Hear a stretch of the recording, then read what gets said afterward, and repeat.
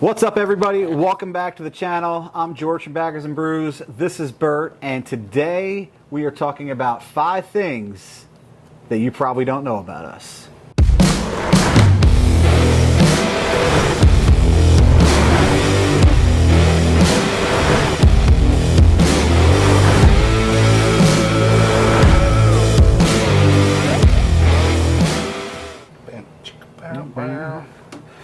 So, yeah, Mandy the Machine tagged us in a YouTube challenge. she did. You know what's funny is we've been doing YouTube for like what? 3 years. And somehow we've avoided ever being tagged in a challenge that we know of. I feel like we might have avoided one or two that we were tagged in. We might have. We might have pretended not to see them. But this one was kind of okay, fun. Not a big deal. So, and we love Mandy, so we're going to go ahead and accept her challenge. And before this, you need to wait to the end of the video. See who we challenge. Because we are going to challenge somebody as well. Yeah. It's going to be good. It's going to be good. Maybe. Hopefully. So, it was 5 things that you may not know about us. Right. And we each have our own 5. We're going to each do 5. That's fair. So, we'll start at... Want me to start? I don't have at 5 and work our way down. I don't really have them in... You don't have it in order? Yeah, okay. I don't have them in any specific order. Yeah, I guess it's... I guess, matter. I mean, one thing is, unless you really knew me a long time ago, you might not know that I have been to over 50 Grateful Dead shows. 50 Grateful Dead shows. And I think you just found this out. No, actually, I remember you saying something of the sorts, but when you really... I saw you writing it down, so I'm like, you put it on paper, 50. That's a lot of money. Yeah, it's probably more than that, and so you don't know the exact. You know it's over 50. It's definitely over 50. I think 52. I lost the ticket stub somewhere in a move, but I think 52 was the count of shows. And you know what? It adds up pretty quick because if you ever, and there are people on here I know, who are going to follow us who are familiar with the Grateful Dead. They came to town for 4 or 5 nights. And people went to all 4 shows. So you think about dedication, that. Like it starts to add up. You go to 4. But back in the day, ticket prices were nothing like they are nowadays. No, honestly, tickets were like probably $35, which was a lot of money. When I wasn't making any money. But I used to sell grilled cheese sandwiches. That's how I pay for my tickets. Yeah. If you watch Fast Times at Ridgemont High. Mm-hmm. The dude in there's a scalper, and he's selling these tickets. And I forget who it was, but it was like a big name band, and it was like front row tickets, and they were like $10 a piece. Which is early 80s, fast time. So that's early 80s. Okay, cool. 50 Dead shows, man. All right, my first one's not terribly exciting, but I've mentioned before that I'm an Army brat. Dad was in the Army. We moved around a lot, but I lived in Germany for about 3 years in the early 80s. Which is cool. 3 years. I didn't know it was that long. It was about 3 years, a little less maybe, between 2 and 3 years. A lot of fun. I got to live both off base in like a little German town, one of those ones with like cobblestone streets, and then also lived on base for a portion of it. And it was really cool. That's where I first started playing youth sports and found my love of football too. So it's kind of cool. That is cool. You speak any German? You ever picked up any German? You know what? So they had it in school there. Yeah. Like we had the classes, and when we were there, I could speak some, but I don't remember any of it now. Because when she came home, and it wasn't something we did here, and that was we came back in '85, something like that. Yeah, '85. So I don't know anything except like third, 4th grade probably. Like some really basic stuff that everybody knows. Yeah. Yep. Awesome. All right. So to follow up with the Grateful Dead shows. I owned a 1971 Volkswagen bus. 71 bus.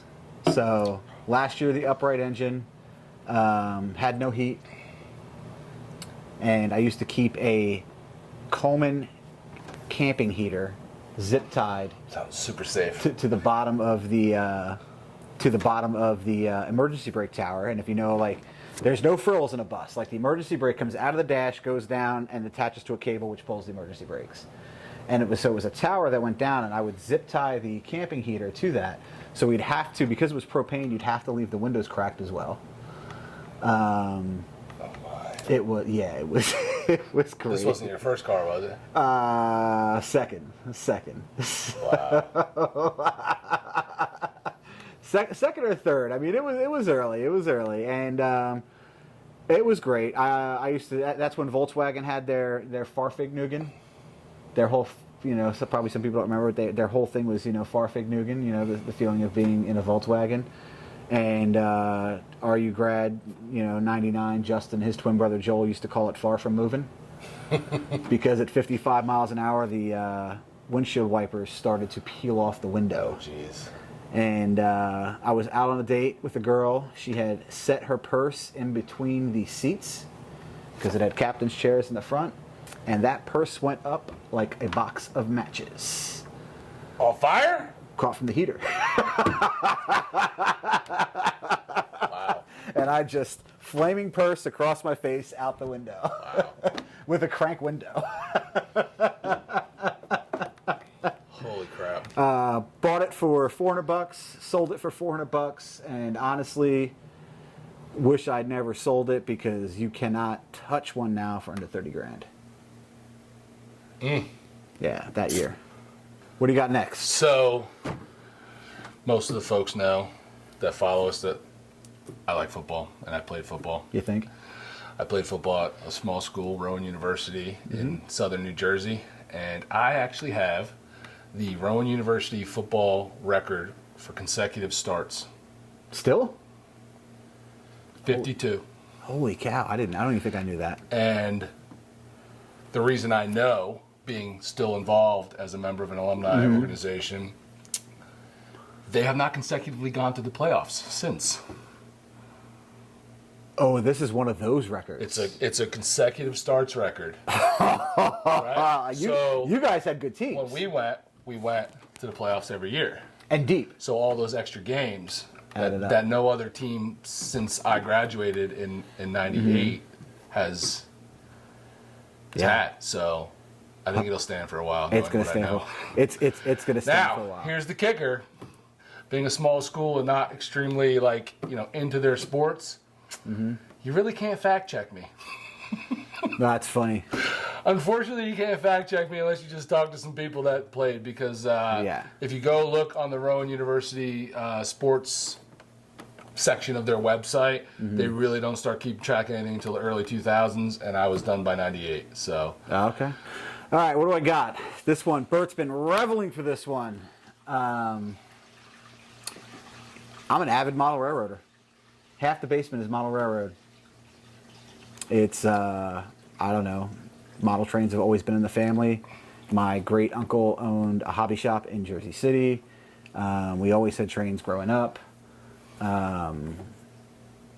Recently my mother gave me a picture of like our childhood train layout that my father had in the basement, and I have that downstairs in our basement now, and half of the basement is essentially, roughly half of that basement is essentially a model railroad.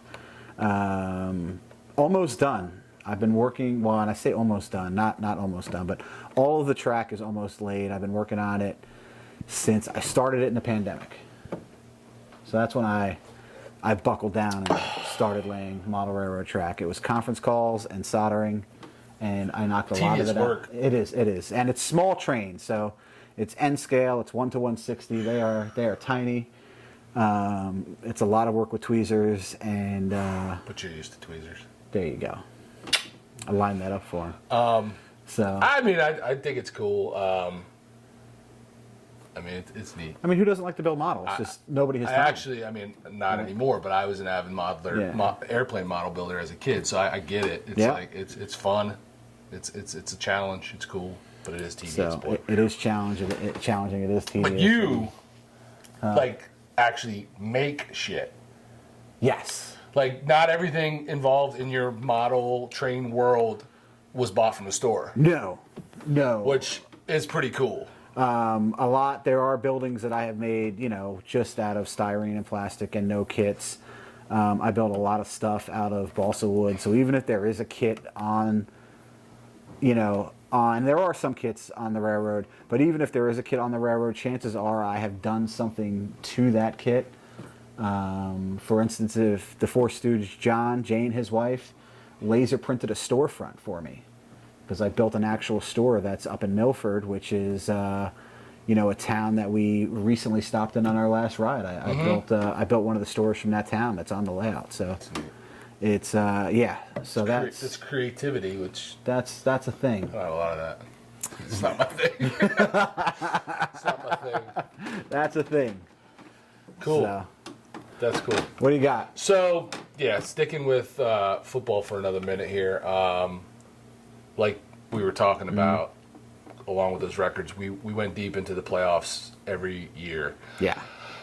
So I actually played 3 national championship games on ESPN/ESPN2. Okay. During that time, if you can check, you can find that on YouTube. Those games are out there on that. All right. And my bear here, who was famous. My very first tattoo, actually got a solo shot.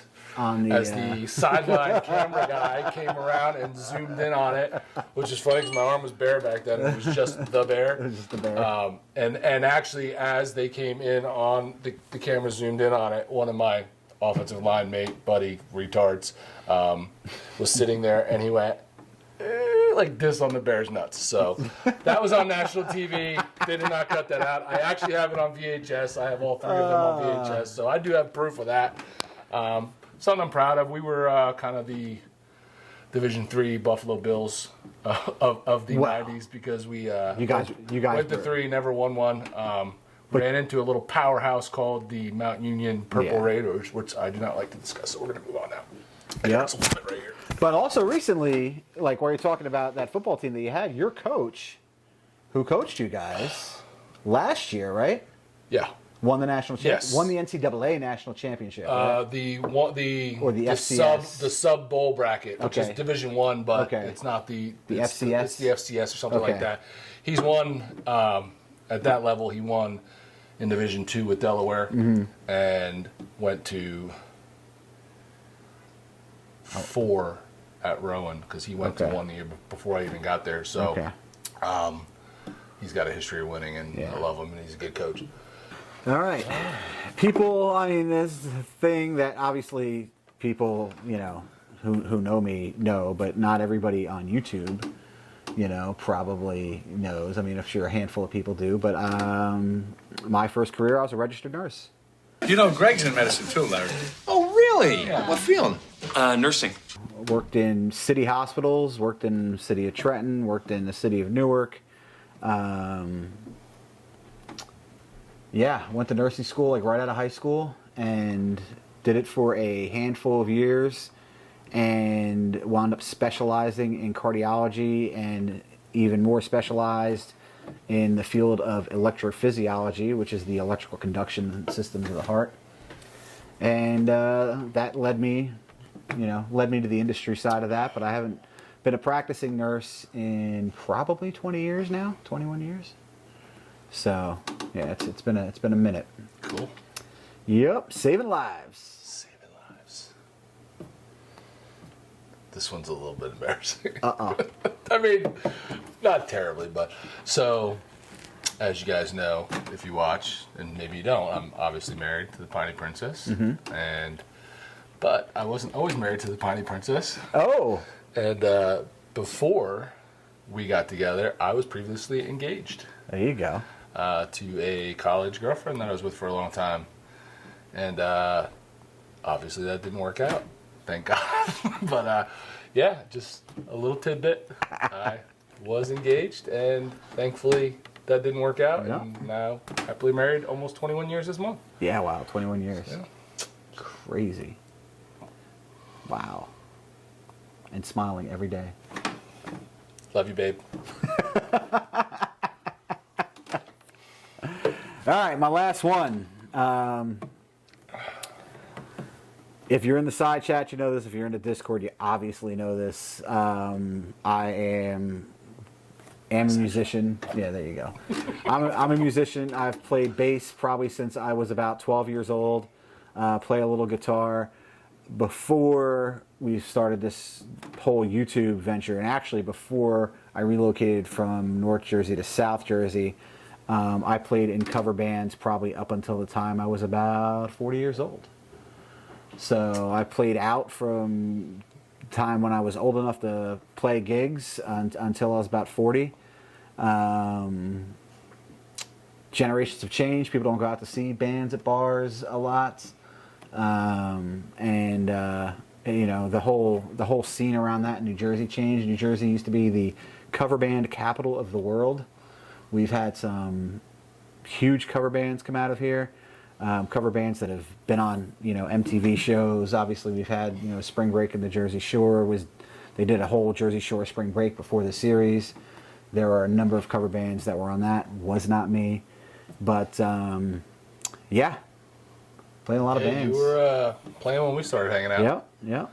I actually remember coming out and a lot of seeing years. you guys play. A lot of years. So it was a lot of fun. A lot of work. And that's the thing. It was a lot of work. It was a lot of work. At any point in time, was the money worth the work? Or was it more of just about the passion of playing? I would say when we were in like the late 90s, the money was worth the work. Okay. Because bars paid well. I mean, people went to bars, you know, bars were crowded. I feel like we have a generation of people now that does not go to bars to see bands. Yeah. So I like live music. Yeah. I think we still like live music when you go out to... I think the quality of live music that we see has suffered a bit. Yeah, I'm sure. Because the competition isn't there. Right. So just like any type of a market. There were gigs that we played like in Staten Island that were definitely worth the money. But when you're playing Staten Island, you start playing at like 11 or 11:30, and you end at 3 a.m. It's a young man's And game. then you have to drive home. That's a young man's game. You know, there were some New York gigs, man. I was getting home and the sun was coming up. Like, how do you have a day job? Yeah, that's you got to do that on the weekends. Holy smokes. So, yeah. Yeah, when I was in nursing school, I did play a lot of gigs. I did sound at different bars. I ran, they call it like running cables, where, you know, setting up for bands and that type of stuff at, you know, some clubs in Philly. So I did a lot of that as well. So there was a lot more to music than there was, you know, just to playing. I probably made more money as a musician with all my odd jobs than I did at my day job of working in the hospital before I was a nurse. Really? Yeah. Wow. But no, not down the stretch. I mean, yeah. Yeah. Cool. Yeah. Very cool. That's it. So my last one, kind of a silly thing, kind of one of the craziest things I've probably ever done. But yeah, Carol and I were only dating about 3, maybe less than a month. I was hoping this was making the list. So between maybe 3 and 4 weeks before I got her name tattooed on me. Yeah. Now, just for a little reference and backstory, like, we did know each other in high school, so I had known her for many years before we started dating. That doesn't make But it. but I was a little bit nuts and a little bit obsessed, and I went and you know, I was kind of already there, I think, you know, like when I was going to do it, and I might have called or texted her and said, hey, what do you think about this? And she was just kind of like, okay, like, what was she going to say, right? Yeah. So I did it. It was a small little cursive name up here, and you know, I loved it. I was like stoked that I did it, but it soon became not big enough for some people. So you had to pot commit. So I ended up covering that up and went hardcore on the Right down the forearm. full length of the forearm with the name. So, but yeah, some people think I'm crazy. I know a lot of people. You'll hear people all the time saying never do it. That it's never gonna last. But 21 years going strong, and I don't regret it. So There you go. happy with it. Yeah, cool. Yeah, tattoos are a thing. I'm due. I feel like I'm due. I'm due too, and I'm ready to get on my man's list and get something done. So that might have just stoked the fire a little bit. All right, All so right. that's our 5 things that you may or may not have known about us. And this is good. Who are we challenging? So we are challenging it. Everyone knows him, and you all love him or love to hate him. Mr. Professional Monkey.